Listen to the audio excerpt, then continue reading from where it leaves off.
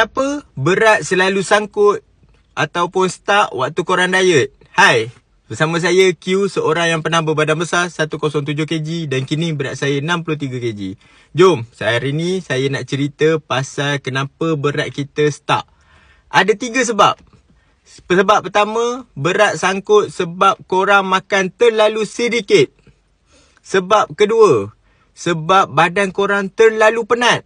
Dan sebab ketiga, korang makan nutrisi yang tak betul.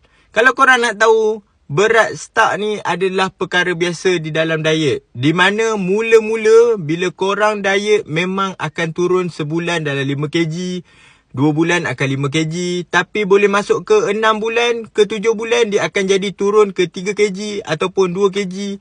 Dan penghujung diet korang selalunya dia akan pergi sebulan 1 kg. Tetapi yang menjadikan masalahnya bila korang punya berat stuck terlalu lama. Dekat situ kita akan tahu sebenarnya korang ada masalah dalam korang punya diet.